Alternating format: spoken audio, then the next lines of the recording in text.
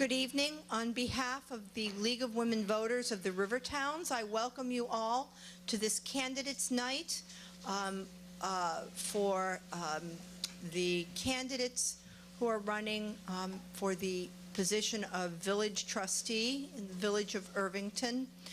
It's a 2-year term. There are 2 open seats, and we have 3 candidates. Sorry. Who? I apologize. I can't see the names. Thank you, Selma. I'm from Hastings, so I'm not quite as familiar with Irvington politics as I hope all of you are. The candidates are Mark Gilliland, Walter Montgomery, and Rick Crasulo.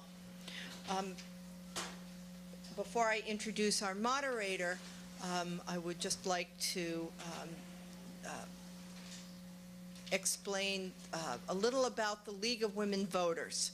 We're a nonpartisan, grassroots organization founded shortly after women received the right to vote in 1920. And our purpose is to promote voter education and to educate the populace, both women and men, regarding their political rights and the franchise and the choices that they make on election day. Part of our local programs, the League is organized on 3 levels: local, state, and national. And part of our local program is to conduct voter registration programs and to disseminate information through a voter's guide that is published every fall in October before the November elections, and also to host events such as tonight's Candidates Forum. We urge you to, if you are not already a member of the League, to join the League. We have these membership forms that will be in the back of the room.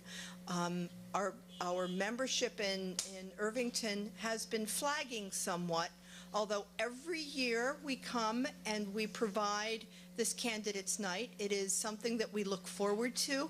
Your political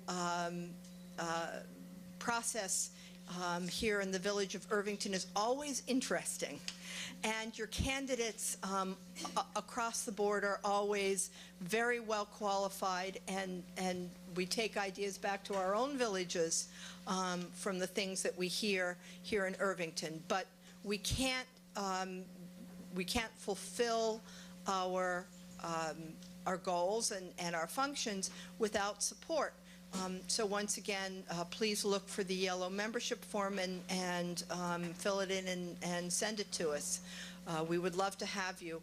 Although we are called the League of Women Voters, we welcome men as members, and our outreach is to all genders and not just women.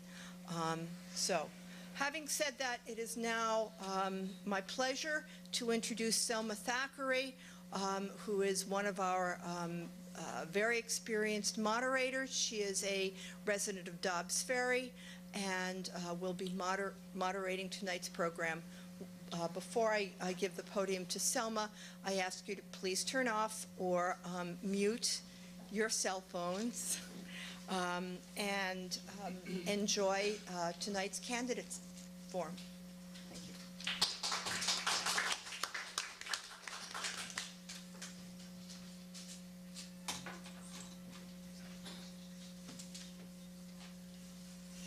Thank you, Lindsay. It's my pleasure to be here and to see all the people who did come out on an almost summery evening to be here and to think about the election that's coming up so soon. Before I go into the actual function of our being here, I did want to tell you a small anecdote which came to my mind yesterday as I was preparing for this meeting. When I was a little girl, unfortunately, my grandfather died. And I was very sad and very sorry, obviously, as was the whole family, because he wasn't very old.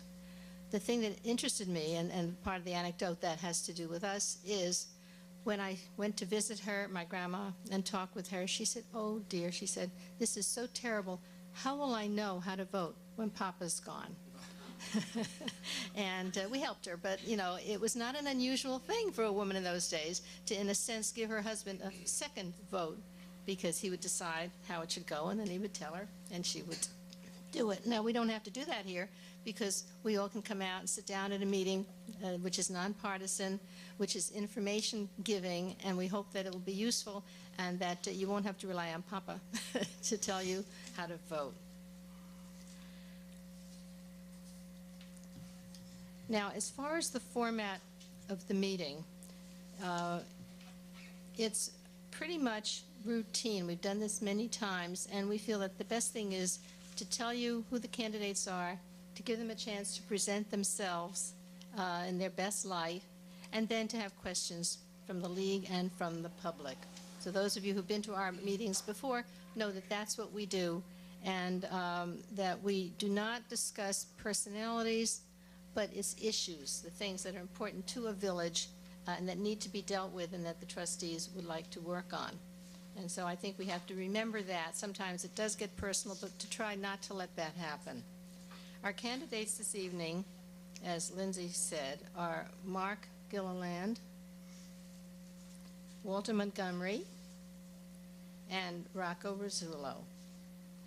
And we're going to give them up to 3 minutes for their opening statements, where they give their background and any information that they want to share with the audience.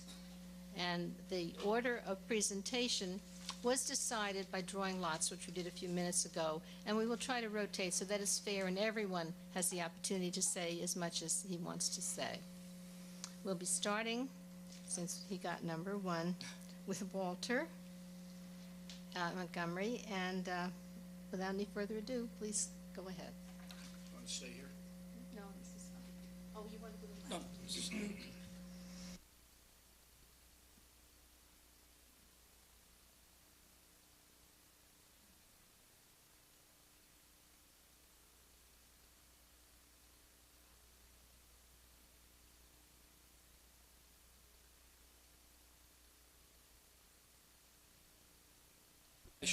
I should address. Why am I running, and why should anyone vote for me? I'm running because my wife and I have been enamored with this village literally since we first saw it over 26 years ago. In fact, that very day we made an offer on our first home here. In addition, I've had a nearly lifelong, perhaps idealistic belief in public service.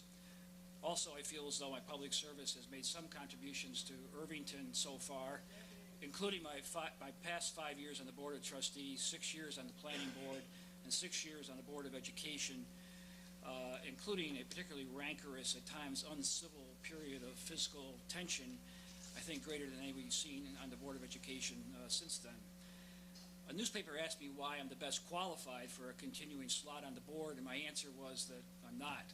I believe there are many people qualified as much as I, if they have the interest and will make the time to do the work. So I'm not the best qualified. However, I do feel that I'm about as qualified as anyone else, given my experience in public service and my track record over the past 5 years.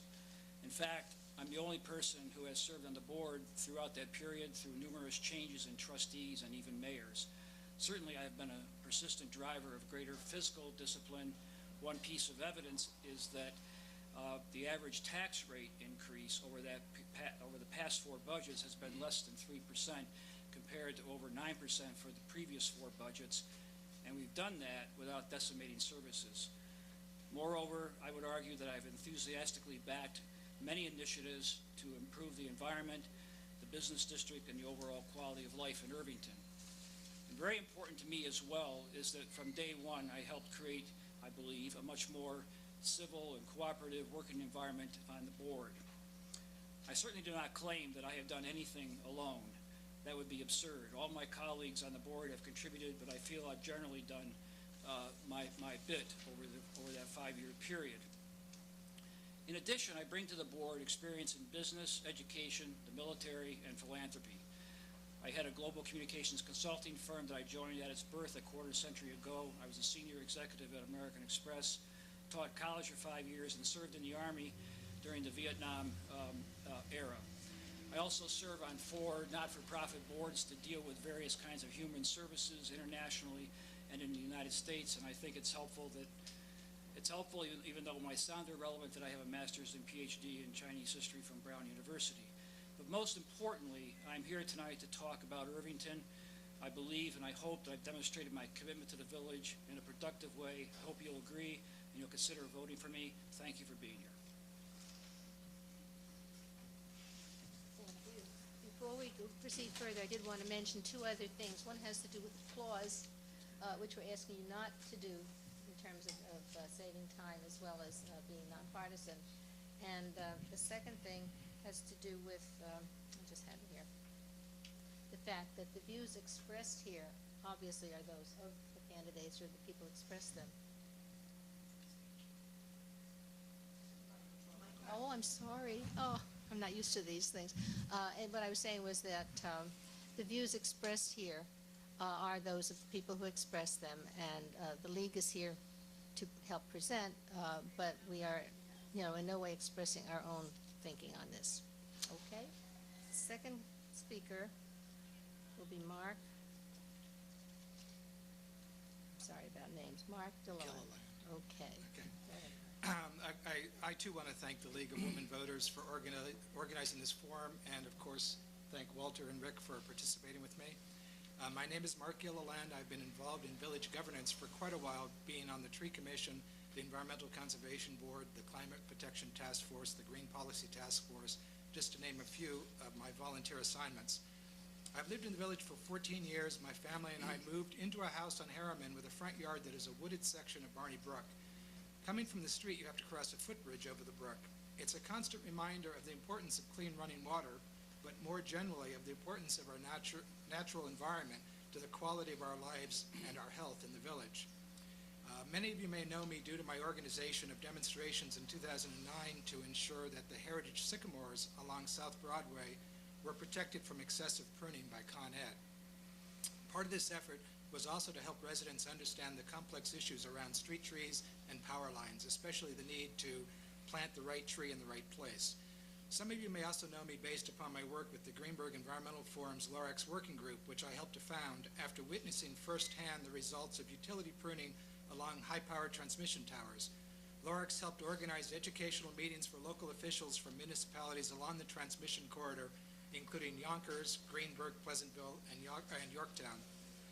After fact-finding and public hearings across the state, the PSC, Public Service Commission, issued updated regulations last year which provided for better landowner notifications and removed clear-cutting of trees from being the default methodology. Of course, you probably also know me because of my involvement with the Love 'em and Leave 'em leaf mulching initiative. What makes LELE so useful is that it not only is good environmentally speaking, but can actually save money for villages, towns, and the county. The estimated cost for leaf pickup and removal are upwards to $130,000 annually just for Irvington alone. Much of this could be saved if folks simply adopted the practice in their own yards. I acquired a Clean Air Cool Planet grant last year to support a series of on-site neighborhood trainings to educate both homeowners and landscapers. You might say, well, that's all very good, but there's more issues than just that of trees and leaves, which of course I agree with totally. My belief is that sustainability is good business. With the impacts of climate change, soaring energy cost, revenue shortfalls, state mandates, and so forth, we need to be thinking about solutions which result not only in environmental benefits, but in real-world cost savings as well, if we want to protect the quality of life for ourselves and our children in our village. I've heard lots of concerns from folks around the village: the waterfront rezoning, Mercy College and Continuum, taxes, the library, rec programs, safe routes to schools, traffic and parking along Main Street, to name just a few. Each of these issues requires imaginative thinking to find solutions that can be embraced by everyone. I'm sure that during the course of this forum, many of these topics will come up, and I look forward to addressing each in greater depth. Thank you.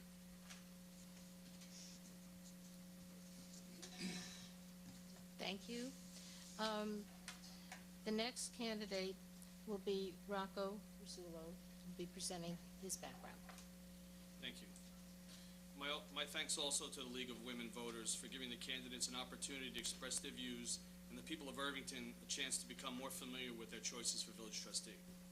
I've lived in Irvington for 25 years. I came here to raise my children along with my wife, Nanine. I grew up in Hastings, and she was from Ardsley, so we knew the area very well.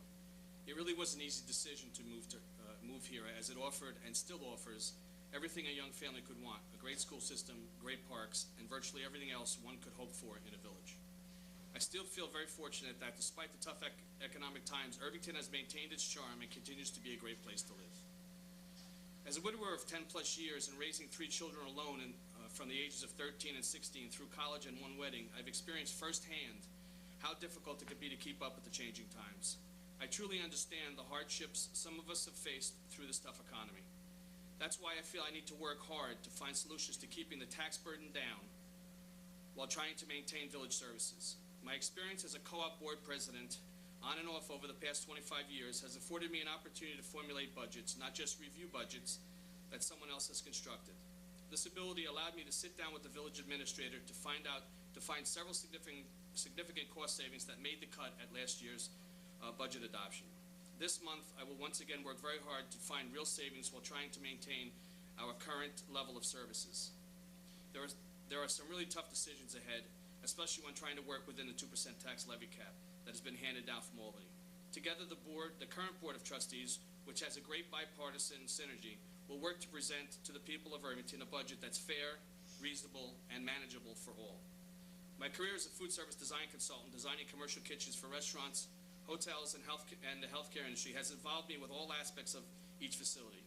I collaborate every day with architects, engineers, general contractors, and owners as a team to achieve the goal of project completion. It is precisely this ability to work together with many different teams of professionals that has prepared me to be an effective trustee. It has given me the ability to work together to make difficult decisions for the greater good of the issues at hand. No one can be an expert in all areas, but I believe I bring a multidimensional approach to dealing with any issue that may come before the board. I have been involved in many different volunteer positions and find them more rewarding than anything else I do. When the calling comes to help, I have very little ability to turn anyone down.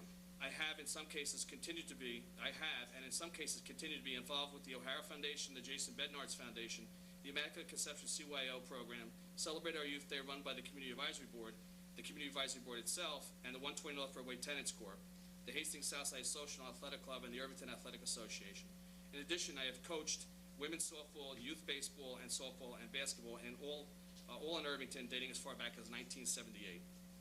My new affiliations now include the FACE Committee, the Kayak Committee, the Irvington Woods Committee, the Community Advisory Board, the Recreation and Parks Advisory Committee, as I am trustee liaison to the Architecture Review Board, the School Board, the Rec and Parks Department, and the CAB. All this experience reflects my people skills, management skills, and my qualifications in diverse areas of our village. My running mate, Walter Montgomery, and I have adopted the phrase, experience matters, because we truly believe that it does. Before I was appointed to the trustee seat that I now hold, I attended virtually every meeting for 2 years prior to my appointment. I was able to hit the ground running and have been an integral part of the board since day one.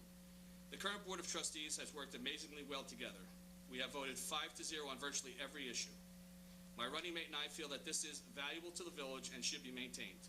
A nonpartisan Irvington full of practicality for all residents and free of ideology. Thank you.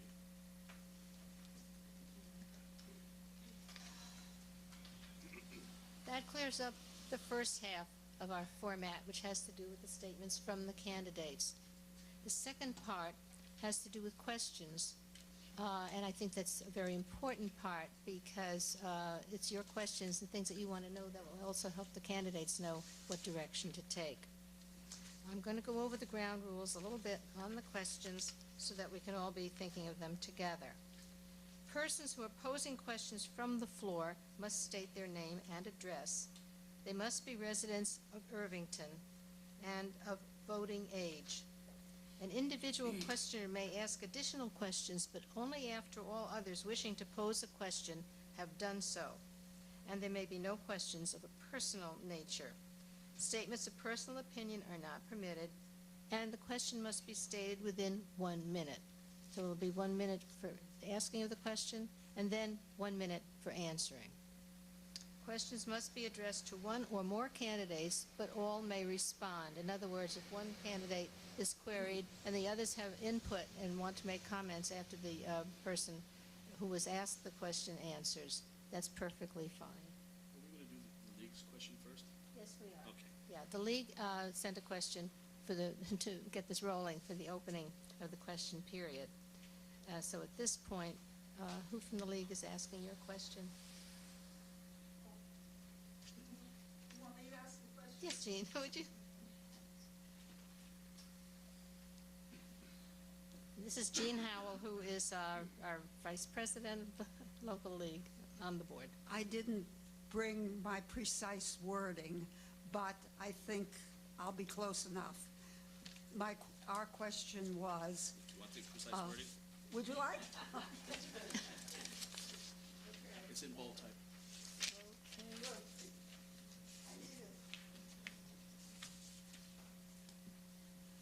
What do you see as the impact of the 2% cap on property tax increases?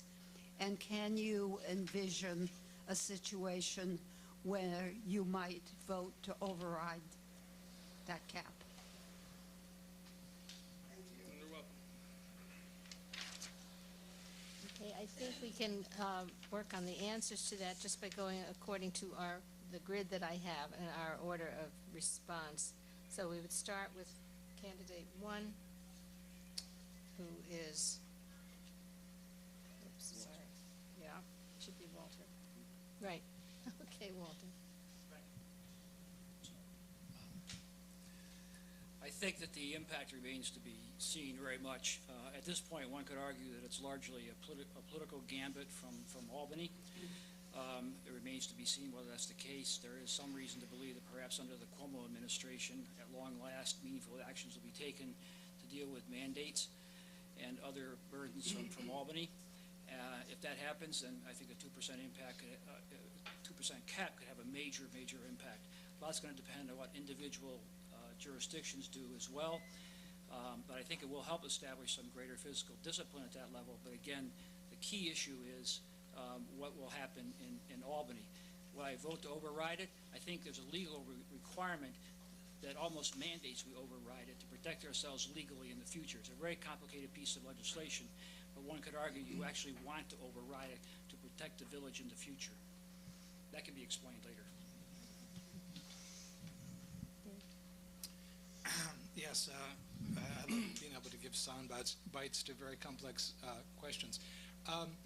The issue about the 2% tax cap is, so far, the village has been pretty good this year, I think, in being able to make it, accounting some surpluses that came in that unfortunately may be one-time surpluses, but still a good news.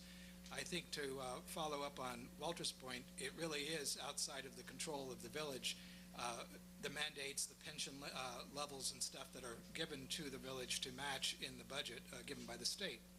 The legal aspect of it is, to give a little bit more detail, that the village can actually be fined or held responsible for any increase in over the 2% if during the course of the year their budget somehow through spending or drops in revenue effectively goes over that. Rocco? Okay. Well, as Walter alluded to, it's a little too early to tell how the tax levy cap is going to impact property taxes, but we've learned much about how to deal with it. There are issues that go beyond. Actually, we are in a very good position to remain under the cap, but there are other issues with reference to the cap that need to be addressed or need to be at least looked at when trying to figure out how to deal with it. There's some very complex calculations involved in figuring out what your tax cap number is. There have been no less than 77 municipalities so far this year that have filed under the tax cap, and they found that they were actually over. Those penalties come at great cost, and in fact, one municipality actually had a penalty of $154,000 because of a mistake in the calculation. So it's a real problem. That was it. Okay. Okay, thank you all. The next part has to do with questions from the audience. not yet. Oh, I'm sorry. What I was saying was that the next part has to do with questions from the audience. And I think that the same time restraints will be there, the 1 minute. Oh, yes. Right. Yeah, I was just going to say that it'll be done in order as you line up. And again, if it's to any one specific candidate, please say so. If it's to all of them, that's okay too. All right, and you have to state your name and address. Great, thank you very much. Barry Graubart, 11 Sycamore Lane in Irvington. And so, first a quick thought. I was thrilled to hear, from Walter that he and his wife were enamored with the village for the moment you saw it, and Rick, how, you believe the village has maintained its charm, and Mark as well. So, as you're all aware, there's been a zoning petition has been submitted to the village to change the zoning requirement for 30 South Broadway to allow for the development of a 105,000 square foot assisted living facility. I'd like to hear from each of you your current position on this project, and if you're in support, if you can explain how replacement of the current 15,000 square foot property with a multi-structure, 105,000 square foot, 121 unit property, which throws off 17,000 gallons of sewage, would enhance the quality of life for village residents. Okay. Mark, you go first this time to reply. All right, well, thank you. Let's see. First of all, as a trustee, one would not really have a direct input into this process, since it is a seeker, a state environmental quality. I lost the word. What it was, a process under the planning board, which is the lead agency. I think a lot of the quality of life issues are being addressed, have to be addressed, have to be brought out to the surface, and there are a number of issues besides stormwater. As we know, light impacts on trees, stormwater, the traffic conditions, possible impacts on the volunteer ambulance corps, and so on. So I am sort of remaining confident that the planning process can achieve a solution that will be acceptable to everyone, and the benefit, of course, would be that this is going to be a tax-paying entity rather than the nonprofit that is there currently. Okay.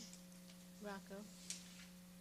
Okay, well, as you know, or as you may know, I was sitting behind you in the meeting last night and heard everything that everybody else heard with reference to the issues, whether they be sound, noise, light pollution, all the issues, the rainwater runoff, and I've made it a point to come to both Continuum and Mercy's hearings, and quite frankly the meetings before that they were involved in, because I am concerned.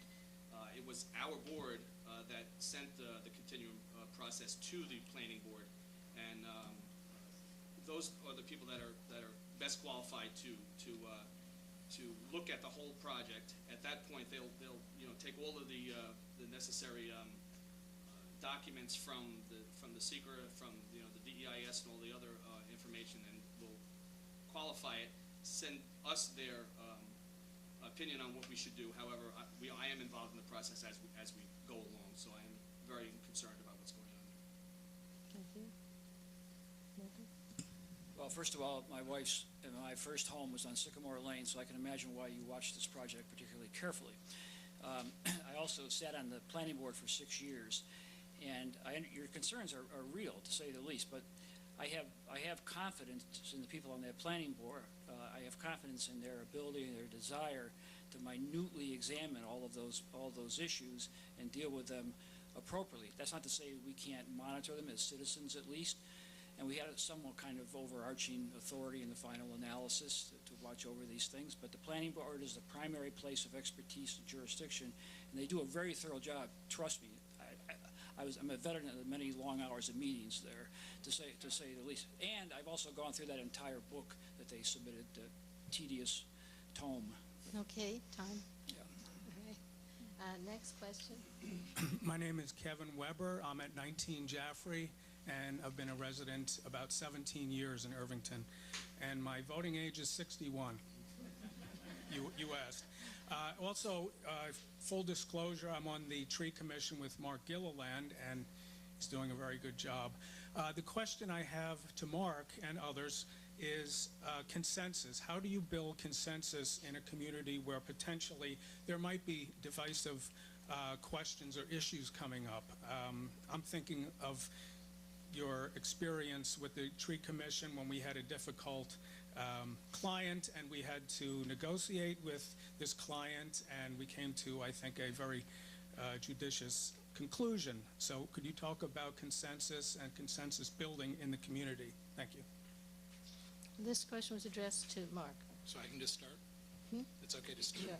Yeah. I think the key to it is, a lot of this is to get players together, get everyone together, to share information, to increase understanding of the issues. A lot of times, it's very important that all the different viewpoints are understood and allowed to be stated, and then we have to start to look for commonality. And in the process, in the tree commission, a lot of times, it's trying to express what our concerns are, understanding what the residents' concerns are, and try to come to a common ground in the center.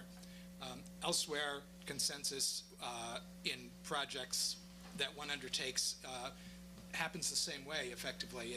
A lot of it is outreach, a lot of it is time spent discussing and talking. I find the other way to achieve consensus is to look to each individual's own expertise.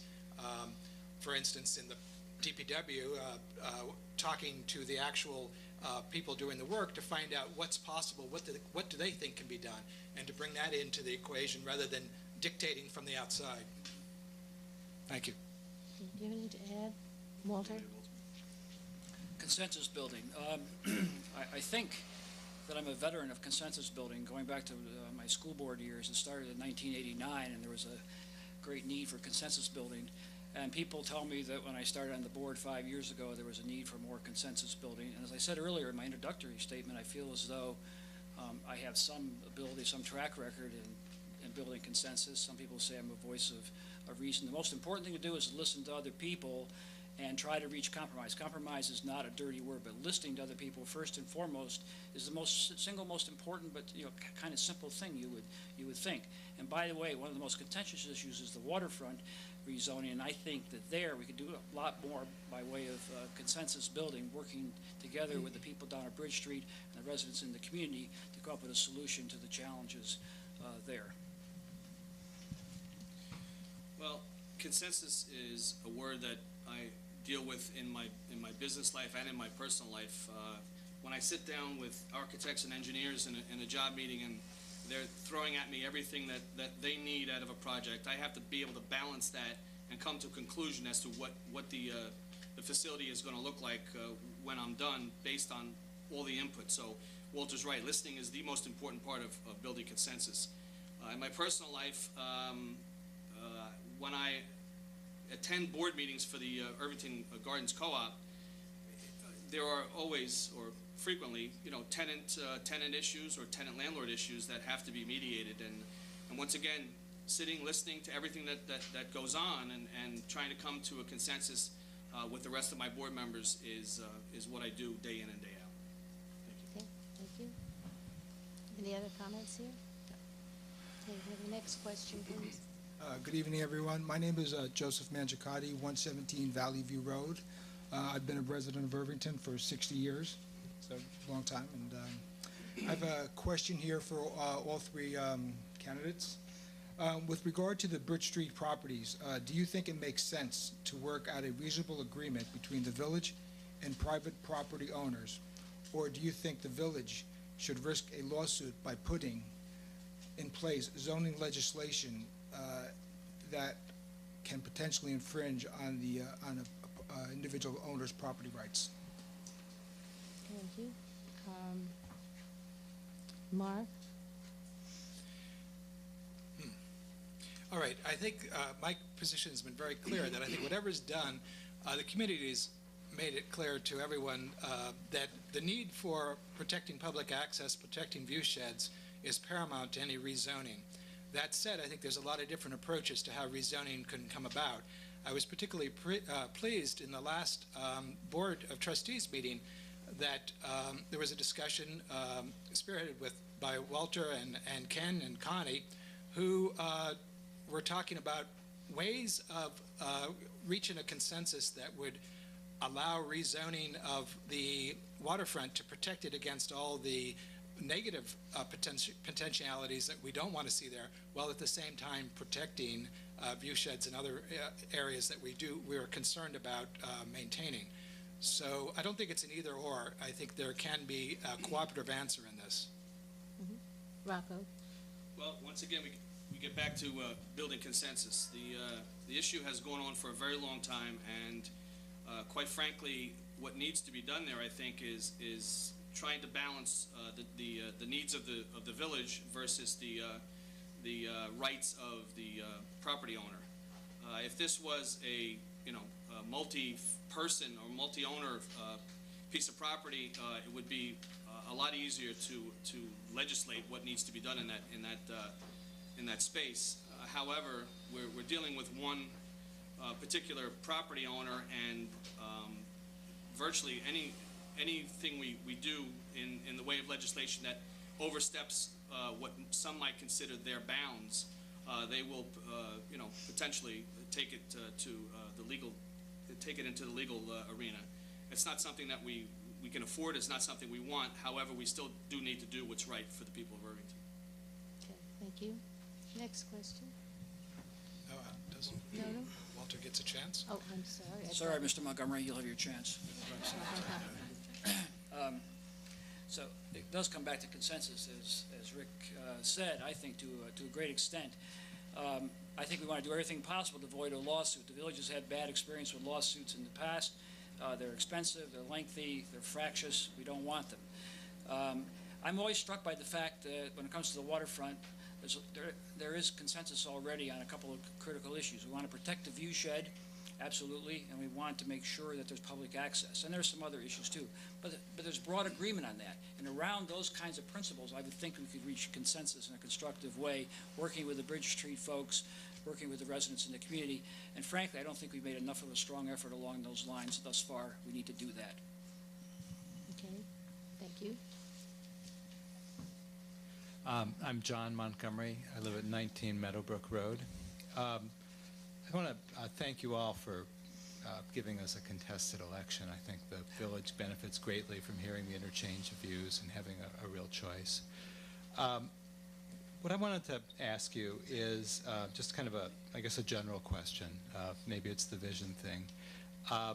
What do you think should be changed? What would you like to change in the village? Where would you like to see the village go that's different from where it is now? Good question. Was that for a particular person? Just in general? Well, it's directed to all of them. I don't care really who goes first, but I'm interested to hear all their answers. Okay, okay. Mark? Again, okay. There are a lot of things about the village that I don't want to see change. Let's start with that.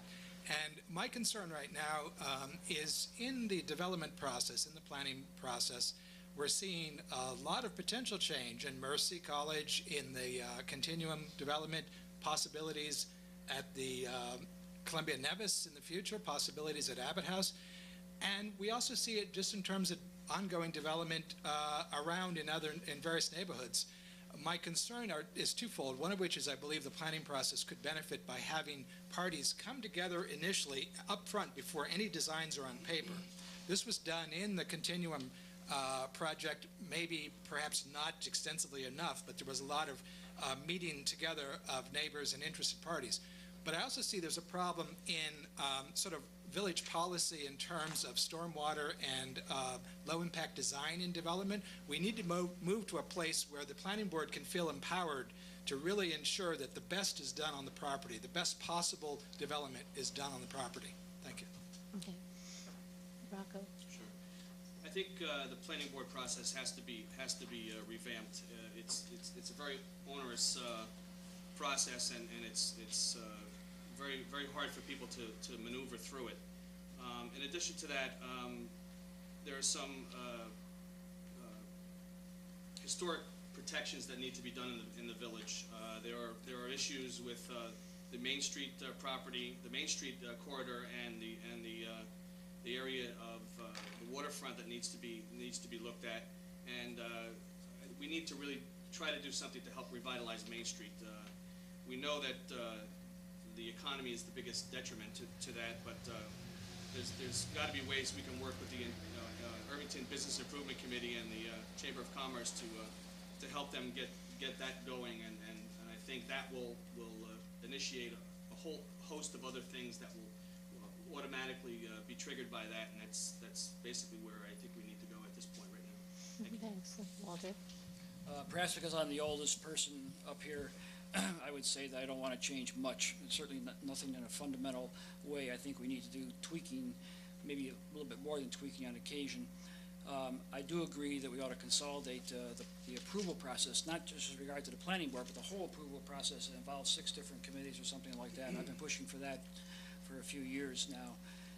I do think we need to do more to protect the natural environment and to improve downtown. We've certainly been working with the Irvington Business Improvement Committee toward that kind of objective, for example, and working on a number of environmental issues with Mark and with others. But there's something else we need to help ensure the future of the community. I alluded to it earlier. We need help from Albany in terms of dealing with the fiscal pressures. If we don't deal with the fiscal pressures, if we don't take some of the pressure off with regard to mandates and other issues, that's a real problem for the future of this village. We need to get that accomplished. That's for sure. Thank you guys for appearing here and being willing to deal with all of our somewhat repetitive, maybe, questions. Can we have your name and address, I'm Mark please? Polisar, 26 Sycamore Lane. My question is in part stimulated by the assisted living, the proposed assisted living institution on Broadway. I'm wondering, I know that you each had a different, or at least I heard a different sense of your role in the process of approving that type of an institution. And I know that certainly we see some large assisted living places in Dobbs Ferry, in Hastings, and other large businesses in Tarrytown. Irvington, I think, in general, has had much smaller businesses and institutions. I'm wondering how you feel what you feel your role is in maintaining the character of Irvington, that sort of quaintness, and how you balance the temptation to accept a tax revenue with the need to maintain Irvington's character. Rocco? Well, that temptation is quite great. We have an issue where, some numbers were thrown around last night that should have been an eye-opener for the school system with their troubles, and certainly was for us. However, that's not what drives what happens in Irvington, fortunately. I think the planning board is there for exactly this process. They are best qualified. They do this day in and day out. However, it's my intent to go to those meetings just like any other interested Irvingtonian and keep on top of the process and see how the process is going, whether or not any one side is being reasonable, more reasonable than the other, or unreasonable for that matter. At that point, the documents are already this thick for Continuum, and I'm sure they'll at least double that. So there's a lot to digest, and it's not something that's going to be rammed through by anybody. Certainly the planning board is going to do it, and we will sit with the planning board, find out where they're coming from and digest that and go forward with that. Thank you. Walter?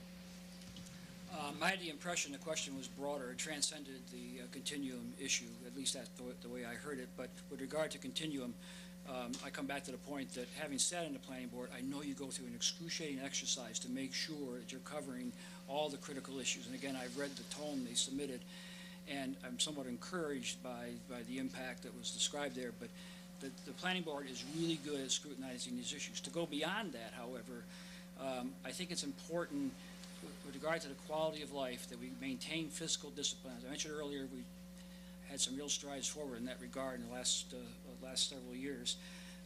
We need fiscal discipline, but I also would work on trying to make sure the code is as strong as it should be to promote things that are important, not just to the business district. We've done some of that, but also to the environment? Are we doing enough to permit energy saving and environmental protecting measures with regard to the building code, for example? Okay, Mark. Right.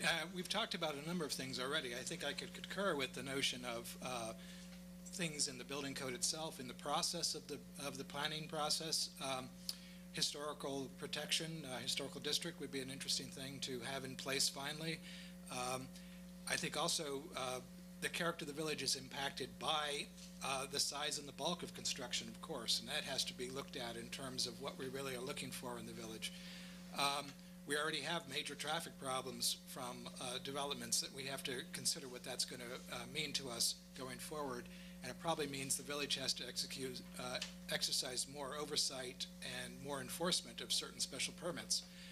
Finally, trees. I'm a big fan of street trees, and I think Main Street is getting to a point that we need to start thinking about how to re-beautify it. The trees are slowly reaching their nemesis, shall we say, sometimes by ice and other times just by age or by incorrect placement. So that's another area that I think we could keep the quality of the village. Thank you.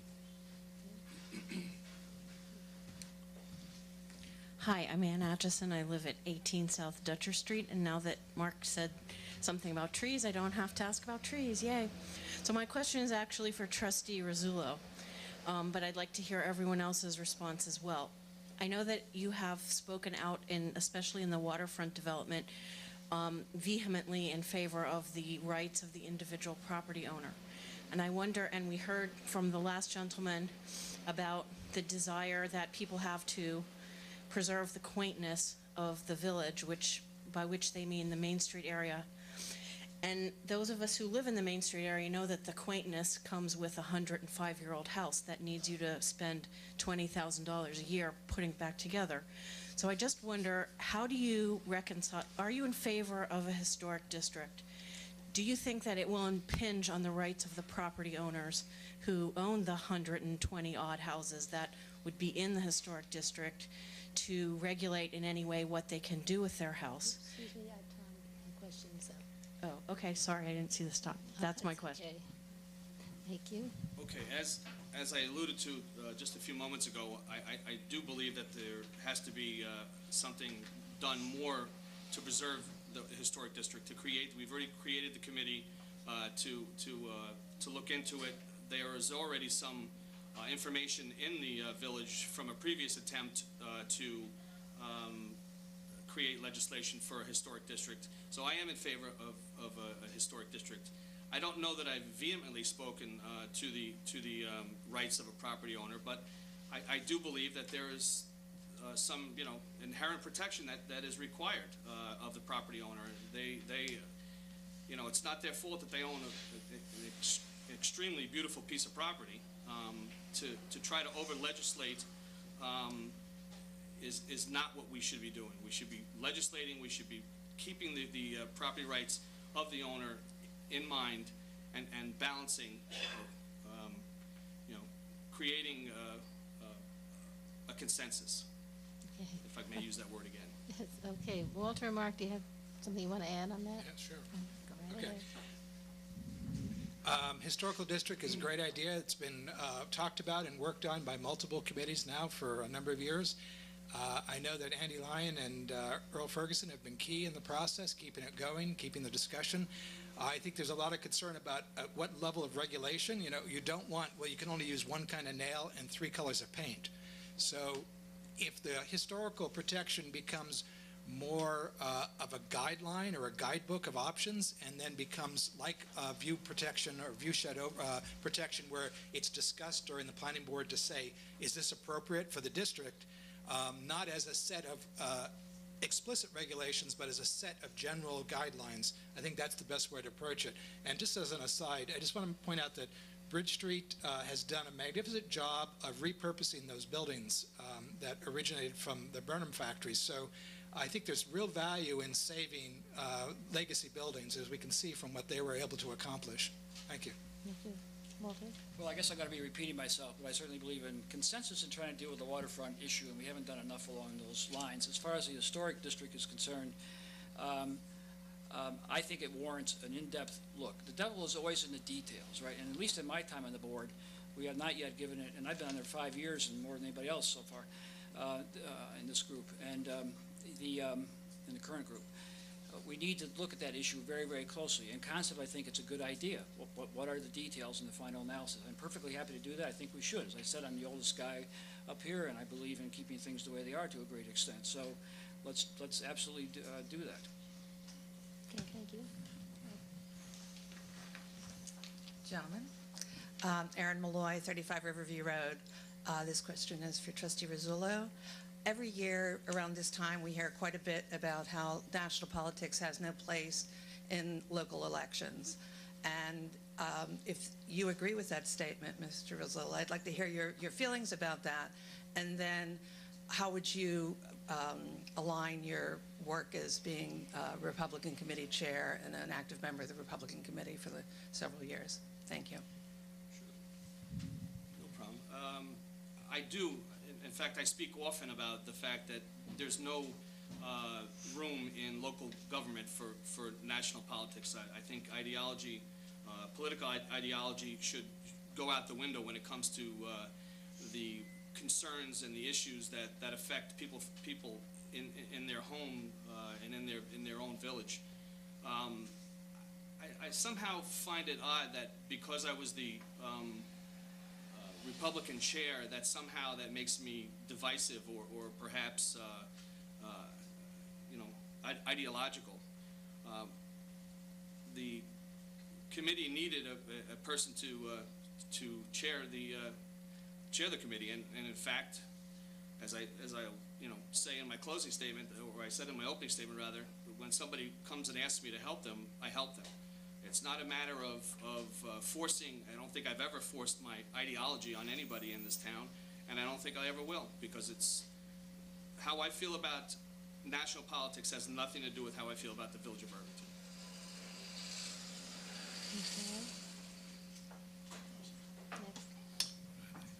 Can I say something?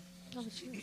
So I would say that I want to emphasize, in fact, that Rick has been very nonpartisan and unideological, to say the least. He's been very work-oriented, problem-solving oriented in all of his work on the committee. I can understand where the concern might come from, but he has been totally dedicated to solving local problems in a totally non-partisan way. And I also believe that national politics has no place in local politics. I was appointed to my position originally by a Democratic mayor.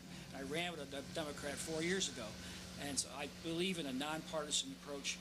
Solve the problems locally, keep ideology out of it. It has no place locally. Okay. Go ahead, sure. Hi, Marion Noble, 65 West Clinton Avenue. My family's had a home in Irvington since 1960. And with the increasing pressure on the environment, I would like to hear from each of the candidates and how they define environmental responsibility. Thank you.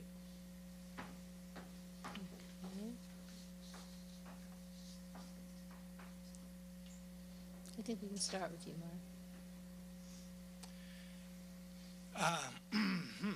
Well, I guess my actions show a lot of what I consider environmentally responsible.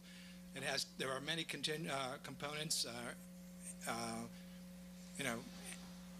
trying to save energy, trying to reduce solid waste, protecting and managing the urban forest and the woodlands, looking at the impacts of habitat degradation and fragmentation, looking at water quality, stormwater issues in terms of overdevelopment, and it goes on and on. I think that individually each of us can do something, but a lot of people aren't quite sure what all to do, so there's a continual educational component that needs to be brought out, and new ways to solve problems that are kind of new ways of thinking about problem solving. I guess that's what I'd leave it at. So that's what I think is important for the Board of Trustees to bring to their solutions. Okay. Walter? I define it in both personal terms and public service terms. In terms of public service, I tried to manifest a commitment to protecting the environment during my service on the planning board. Many of our concerns revolved around water courses, for example, and other natural resources. We were, I think, pretty assiduous in trying to protect those. As you heard earlier, I certainly am in favor of looking at our code very closely to make sure that we are doing everything we can to promote sustainable energy and other good environmental practices going forward. On a personal level, I try to be responsible environmentally by doing things that help to protect the environment and help serve sustainable goals. For example, I put Mark's Love 'em and Leave 'em sign up on my front yard so everybody could see it as soon as it came out. So there's both a personal dimension and a public service dimension. Okay, But do you do it? Once again, this is an issue that I maintain in my personal life as well as my professional life. Love 'em and leave 'em. Irvington Can you Gardens. stop 1 minute, please? We have a change of tape. Okay, sorry. Okay. Love 'em and Leave 'em has been going on at Irvington Gardens for over 10 years. It's a great idea. We didn't realize how important it would be to the rest of the village and quite frankly the rest of the area. In that same vein, it was I who put the people together for the final funding for the Nature Center. So my reasons for doing that are certainly not from a financial standpoint. I also am the chief designer of the food service facilities in the first Leeds Gold Hotel in the country.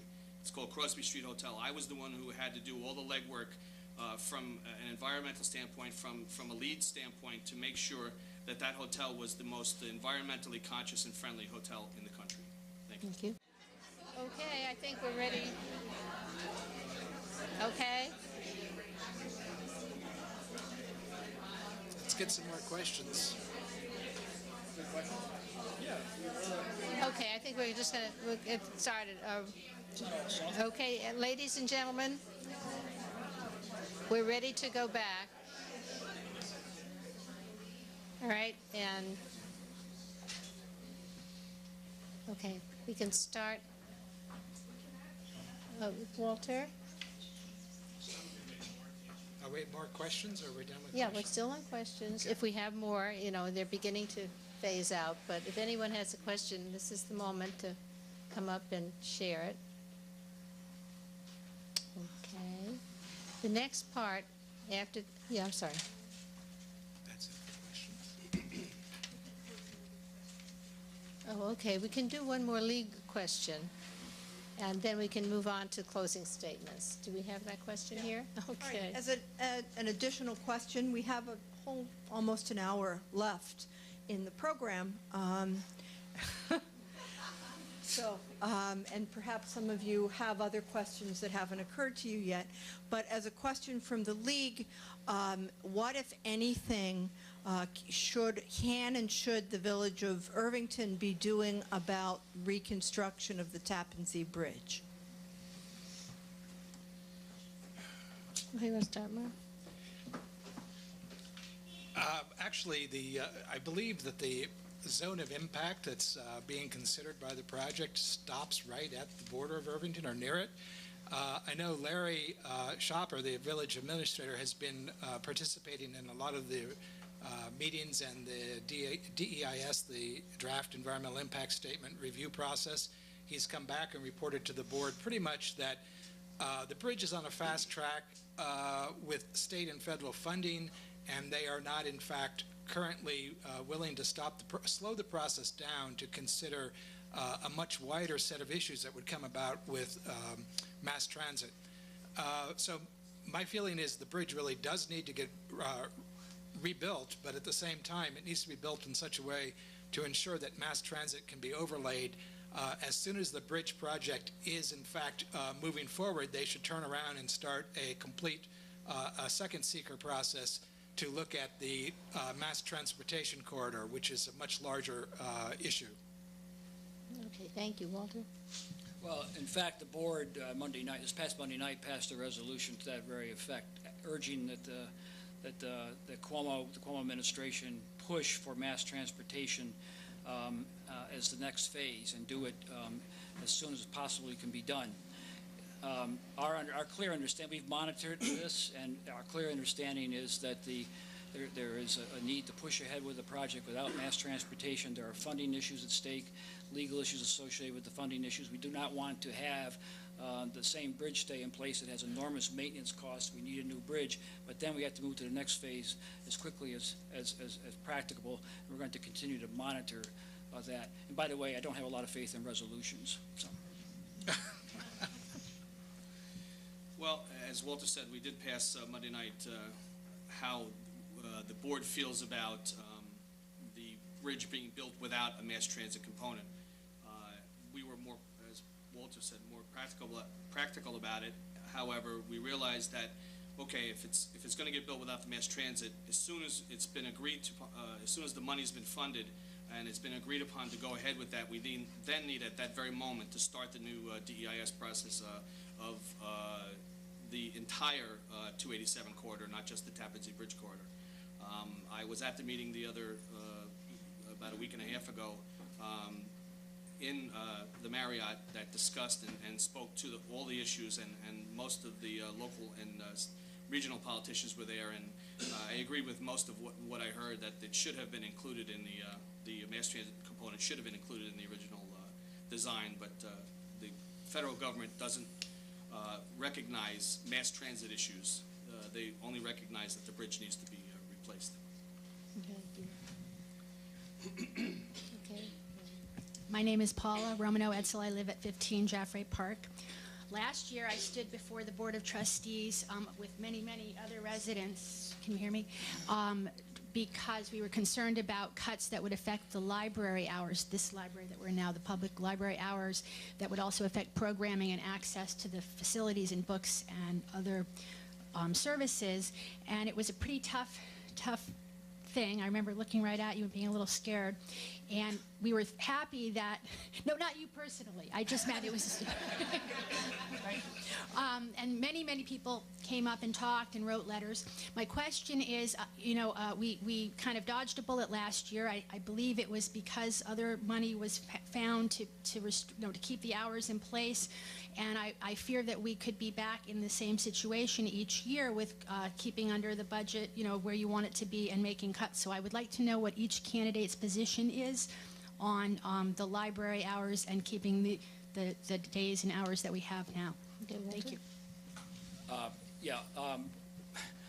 Well, we had the library folks, representatives of the board, and Pam Straken come up before us about 2 weeks ago. Almost 2 weeks ago. We reviewed the budget, and without trying to speak for everybody else on the board, I think it's safe to say that we had no issues this year, that it's status quo going forward. Having said that, we also asked Pam whether she was comfortable with that budget as it now is for the coming year and perhaps even beyond. And her response, to paraphrase, was basically yes. So we're not going to go through the same excruciating exercise. I hasten to add that all the departments have been put through that kind of exercise, especially last year. This year, the going is a little bit more easy, but the status quo prevails at the library. Okay. Mark? Oh, okay. The only thing I wanted to add was one area where it is being affected right now, the library budget is in books and magazine subscriptions, and there is some trying to figure out how the Friends of the Library might be able to help buffer some of this. But I do see that it's really important to the community to keep the library open. I agree totally. I think that we'll all agree on that. I see it in use all the time. I see a lot of people making use of the computers there. Evidently, there's people who are not able to have computers in their own home or internet access. I see a lot of kids events. And I see a lot of great social events that happen in this room, not just this event. So especially the library hours, after hours, not after 6 o'clock, the ones that go late until 9 p.m., 2 nights a week, that's really great for this community. So I support the continuing the library at its current hours and staffing. Thank you. Rocco? Yeah, as far as the hours go, I'd like to see more hours in the library. The library is given a budget number. They come back to us with how they plan on achieving that budget. Mark is right. There's a $10,000 decrease in the book line, and that was the bulk of where they cut their budget. Quite frankly, when they were one of the first people to come in front of the budget committee, and we looked at the fact that they met our initial request for the amount of cuts that had to be made, but we did tell them that we're still $112,000 away from the overall general budget, and that nobody or no area is safe. However, we have found that amount of money, or close to that amount of money, and don't expect to go back to any of the department heads.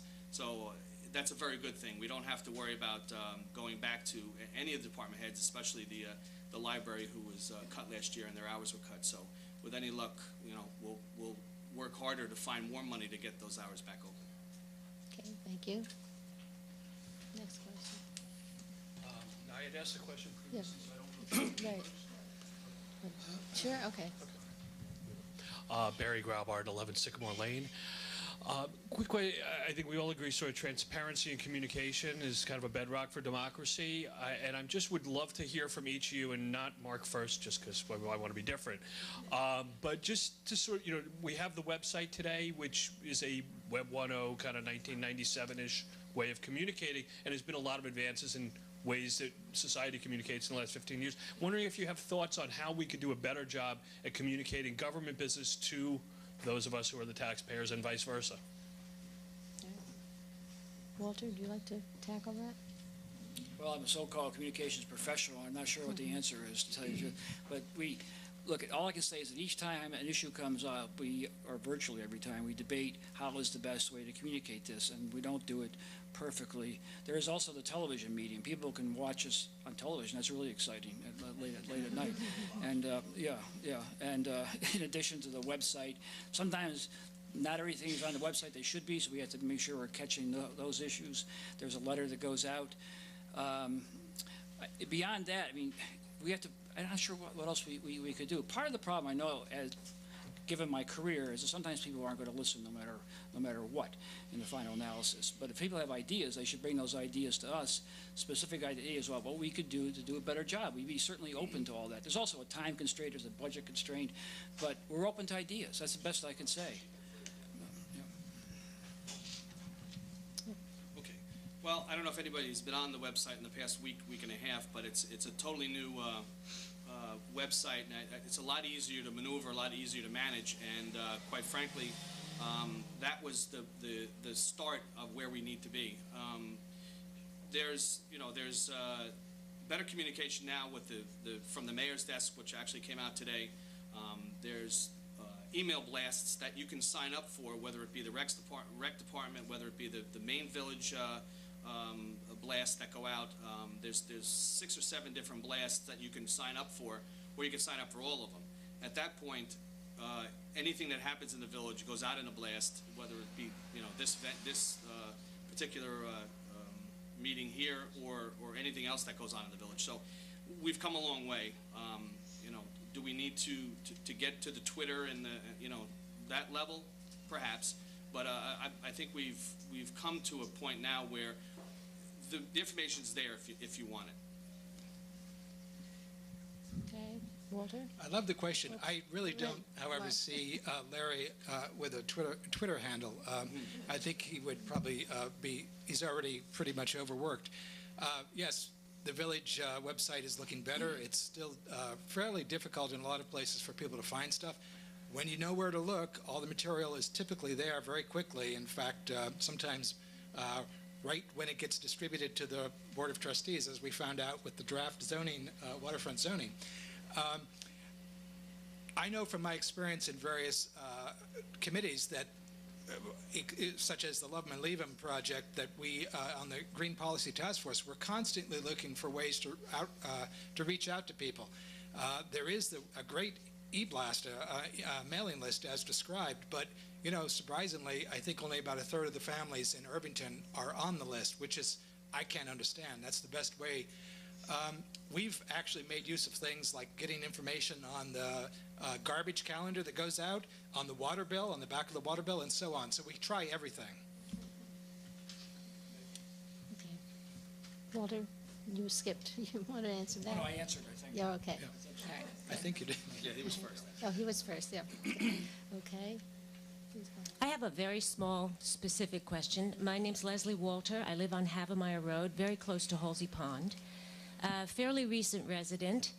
I have, however, been going to Halsey for quite a while, over 10 years, and I've noticed that the pond, the park, and the stone structure there are looking quite dilapidated. I've spoken to Parks and Rec. They said more or less that I would have a free hand to go in and clean up, and I have this winter, although I'm not always sure that I'm cleaning up the right thing in terms of the brush.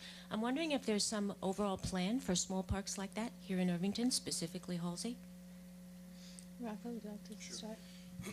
Well, I know that being on the Parks and Rec Advisory Board, that Halsey Pond is an issue for them. I don't know whether it's because of how secluded it is or how difficult it is to work around there. I've been told that when there's time constraints with the employees of the rec department, that's the first thing that's going to suffer, unfortunately.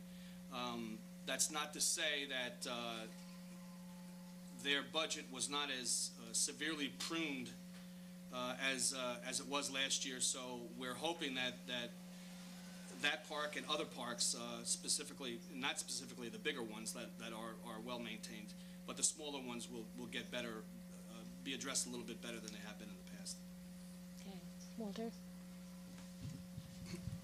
Well, all I can say, I think, is that it's something to look at, it's a priority to look at, because obviously one of our primary objectives is to protect the natural beauty of the area. And there have been efforts to deal with the problem of fish dying off in Halsey, but we need to focus on that, and I think it's a good subject for us to have as a priority for the coming year. To answer the question, is there some kind of overall master plan for the parks per se? No, but there's close attention paid to the parks, and many great initiatives have created our parks in Irvington over the years, including Scenic Hudson under a former administration. Well, it is a concern, and I want to say first that in terms of the Parks and Recs, there is exactly 2 people in the Parks Department that are staffed or tasked with taking care of the parks. I've heard people starting to complain about the state of Memorial Park, not so much right near Station Road, but farther into the wooded section, which has become what I would call politely more dilapidated. So it looks like what's happening is there's just too much work to be covered by the staffing, and that's really set by the need to control the budget. The folks that are doing what they're doing, Chris DePauli as the supervisor, has been doing many things. He has been a key at using love 'em and leave 'em in the parks in order to reduce the cost and the time effort, so they have time to do other things. I just want to say, as a bullet point, I'm also worried about environmental quality around the reservoir, and that's going to be a key issue coming up. It's beginning to be a key issue, and we need to start talking about that in more depth. Okay, Rocco, we have another question. Hi, I'm Chris Wall, and I live at 58 West Clinton Avenue. Often a local government's relationship with county and state officials can benefit that village. Do you have any such relationships? And if so, how could you help our village? And just go down the line. Okay.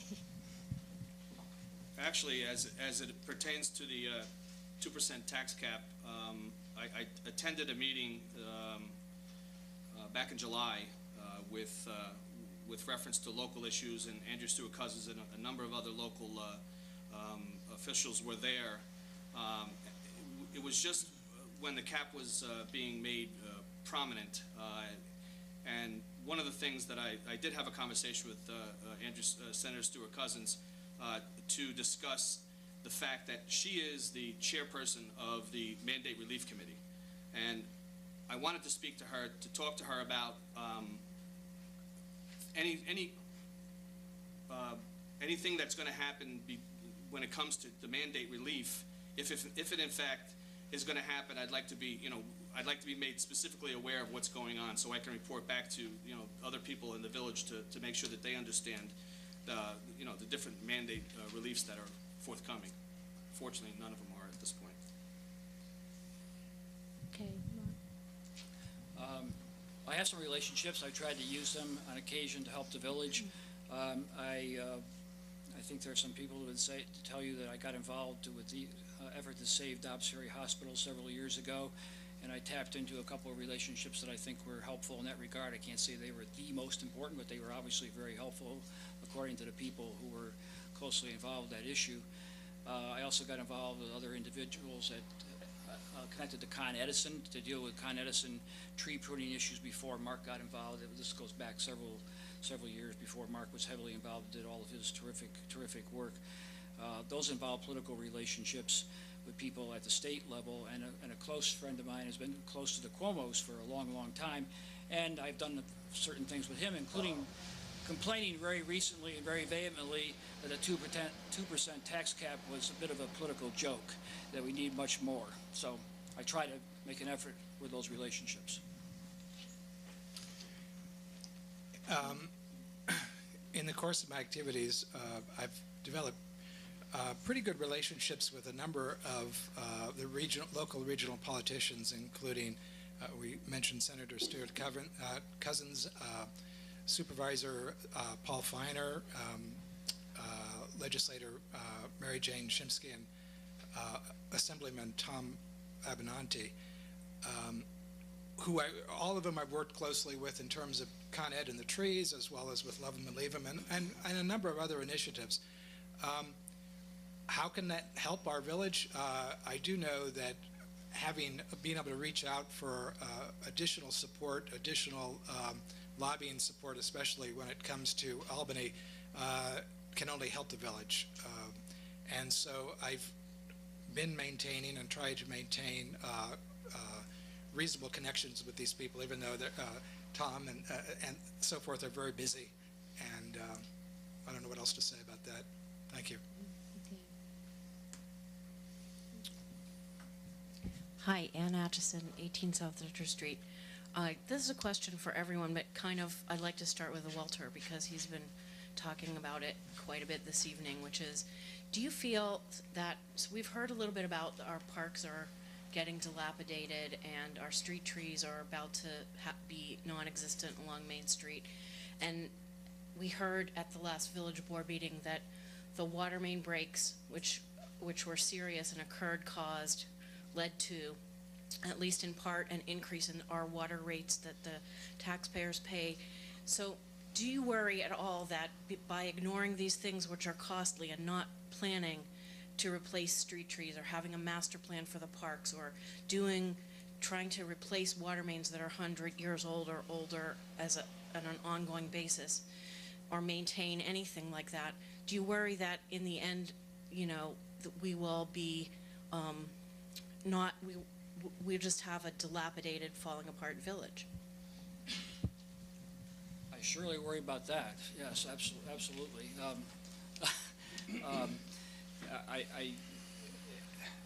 One of our priorities, I believe, for the coming year should be to go in depth into our capital spending plan, which has infrastructure issues in it. And I think the water main problem is a wake-up call to focus on that particular issue, because there's a lot of waste, a lot of money wasted because of that kind of plan. And for reasons already indicated, we ought to address more broadly the parks issues. Funding is certainly a problem. We have to do more to plan ahead with regard to that sort of thing. And another area to plan ahead is in the purely physical realm. We have to avoid making the kinds of commitments to personnel, in particular, that have led to the physical problems that our village and other jurisdictions face. We have to be smarter about planning ahead for the costs that are going to come back to haunt us or future generations with regard to those kinds of commitments. So long-term thinking is indeed very critical, and the issues you point to are part of it. Okay. Anybody else want to? Sure. Okay. Number 8, priority number 8 on the village board's list of priorities was to finish our capital projects, most of which were closed out. However, there are issues with the infrastructure of our water system.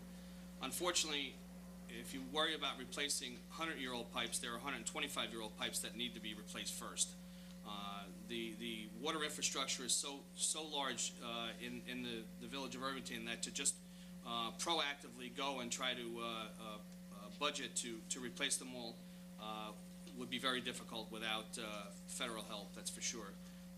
I'm sure our village administrator has been looking for monies from the federal government or state government, for that matter, to help us with these issues, but they're not that easily handled. And unfortunately, this is one of the types of issues that we have to be reactive on instead of proactive. Okay. Walter? No, I think it's me this time. I'm the last. All right, so other areas that we have to do planning for, I think, in terms of capital expenses, certainly dealing with moving forward the flood control plan that was proposed for along Sunnyside and Barney Brook, Harriman Station Road. I think we're going to have continuing large storm events, and we're going to have continuing damage to the infrastructure, the curbs, roadways, sidewalks, and so forth. So that has to really move forward. We have to plan to mitigate impacts of climate change.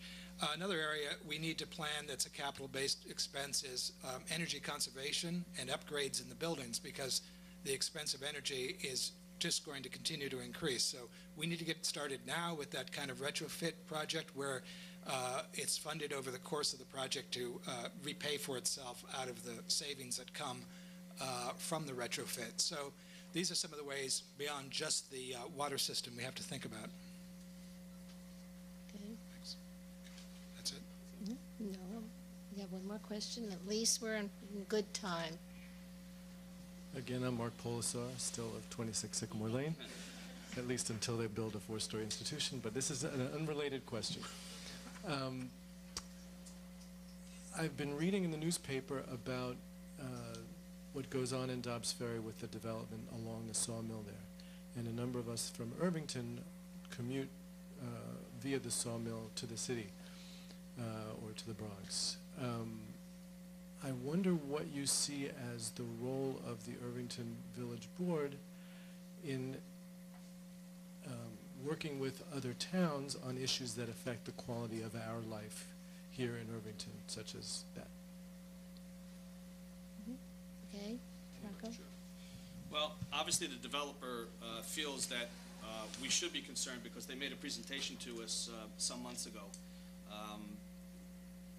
Brief though it was very informative for us. I think the biggest concern, aside from the environmental concerns, because you're in a very sensitive area where they're planning to build this, but I think what would affect us most as Irvingtonians is probably the traffic problem, the traffic issues, and how they're going to mitigate the traffic problems. Obviously, we share the same concerns, and with the Mercy property as we do as the rest of Dobbs Ferry does with that particular project. And they have very similar issues where it's a very large undertaking that's about to happen. It's just something that we are aware of, and we are keeping an eye on. So we are looking at that as it applies to Irvington. Okay, Walter? Well, the best thing we can do is monitor it and be as proactive as we possibly can be in addressing the issues and working with other jurisdictions. And this kind of matter comes up from time to time. I think you raised a larger question, too, about just working with other villages in general on a variety of issues. And I think, to be frank, there isn't nearly enough of that, but there certainly are efforts along those lines to share some services, for example, to help reduce cost. There are certainly instances of that. There is some coordination. There is communication on development projects. But cooperation among the villages on common interests has not evolved to the point, in my opinion, that it should have, and we could do more to promote it. Now, you have the problem, though, that it also requires personnel time to do it. And it's not as if we have an empire down in Village Hall. It's very, thinly staffed, and there are severe budget constraints. But if that's the fundamental question, you have something, you've nailed something that I think is important.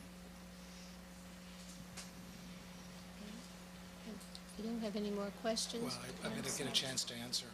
I think the most obvious answer initially is that Irvington needs to get involved in the same way that Ardsley has gotten involved, which is be available as a having a village representative, either a trustee, perhaps an administrator, or a special agent, shall we say, go to meetings like the Environmental Impact Review and make statements as an interested party in the process. The larger problem of overdevelopment and sort of out-of-scale development still, it's very hard for Irvington to address it directly in an external municipality. There are other organizations. There are the existing mayors group that meets quite frequently, where the mayors share ideas together. There's organizations like SWEAC, which developed in southern Westchester Energy Action Coalition, which is helping to share information between municipalities, such as about energy-saving LED streetlights. Okay, thank you. Okay, I think that the question period is ending itself. I think that there were a lot of good questions, a lot of good discussion.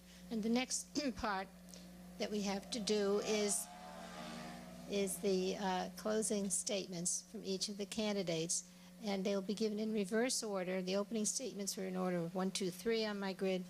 The others, the closing statements now will be the opposite, 3, 2, 1. And I hope that everyone found as much interest in the Irvington discussion as I did. I think that, as someone had said before, it was going to be very civil, and it has been very civil. And the League is eager to work with you and any people who are interested in joining us to help realize some of these things that you all are trying to accomplish. Okay, we're ready for closing statements. And Rocco, would you start, Sure. please? Once again, I'd like to thank the League for having this forum and allowing the people of Irvington a chance to hear what their candidates have to say. In closing tonight, I'd like to say that I believe the present Board of Trustees is currently functioning in a very cohesive unit. There are several issues that we are presently working on that I would like to see to the end, and new challenges that I also look forward to undertaking. The current major issues like the waterfront rezoning, the redevelopment of both the Mercy College and fee properties are of utmost concern to me. Serving on the current Board of Trustees has afforded me an opportunity to meet many people that I might otherwise never have met. My participation on various village committees like the FACE Committee, the Irvington Woods Committee, Recreation and Parks Advisory Committee, and the kayak committees have broadened my horizons and allowed me to become a more well-rounded person. The fiscal challenges of running a village have caused me to see things in a different light as well. When all is said and done, however, one thing has not changed. We are all in this together, and as long as you have the best interests of the village in mind, you will serve the village well. I believe that my multi-dimensional approach to dealing with issues has and will allow me to be the best suited to look for solutions to our issues. The people of Irvington that I have had the good fortune to work with will tell you that my work ethic is tireless and that I always have the best interest of the village at hand. I would personally like to thank Mayor Smith for the opportunity to serve the people of Irvington, and I hope I have served them well. I now ask the voters of our great village to return me and my running mate, Walter Montgomery, to our current seats on the Board of Trustees. Please remember the old adage, if it isn't broke, don't fix it. Thank you.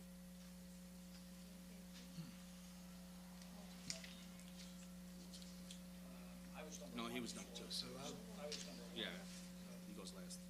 you don't want to be monkey in the middle? Okay. Well, we've talked a lot about a lot of different issues tonight. You've heard each of us sometimes agree with each other, and sometimes we disagree on the best approaches to these issues. For now, however, I'd like to leave you with a few of these impressions about myself. I've built connections with many different groups and political leaders in the village and throughout the region. I have a good working knowledge of the site development planning process and of the overall range of issues before the Board of Trustees. I am a consensus builder and believe in the power of volunteers and their expertise of bringing different interest groups together for finding solutions. I am interested in freely sharing ideas and information. Outreach is the key to helping educate about alternatives and possibilities. I believe not only that sustainability is good business, but that this approach is the only viable way forward to ensure our continued quality of life in this beautiful village. Change must come from the grassroots level, not just from the top down. However, I believe that I can significantly add value to the discussions and decisions of the Board of Trustees with my skills, my creativity, and my experience. So I ask you to vote for me on March 20th. Thank you very much for attending tonight and letting us speak to you about these issues. Thank you to the League, thank you to my colleagues, and thank you, all of you, for being here tonight and listening. I would like to go on serving the village of Irvington, which I started serving 23 years ago, which was 3 years after I first arrived here. I think overall I've had a positive record in terms of making contributions to the village. I think my 5 years on the Board of Trustees so far have generally been positive. I pointed to the physical progress we've made in support for environmental and business district initiatives. I will say this, that I feel as though we've been largely on the defensive during that period of time because of the financial crisis. We had a lot to do to get the financial issues under control. Let's assume that the financial issues are at least more manageable than they were starting 5 years ago, especially 4 years ago in 2008. And if they are, I think we have an opportunity to be more offensive in dealing with the infrastructure issues, the parks issues, and a variety of other matters involving the environment and a number of concerns for the village. I hope that's the case, because I would like to see us go on the offensive a bit more with a more proactive kind of approach. I think that's a top priority.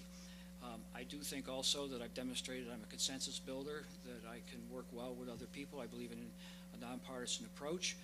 And with all due respect to Mark, who's done so much for the village, I would say also, like Rick, that I don't think it's broke. I think we have a good team of people. I'd like to see us all continue working together no matter what our party label is, which I think doesn't make much difference in the final analysis. And I believe in the notion, the old Athenian city-state notion, which is somewhat idealistic. You want to leave your community a better place than you found it, and that's what I would like to try to do and continue working toward that objective, and thank you very much. Okay, now, we can applaud, and thank you all for your participation.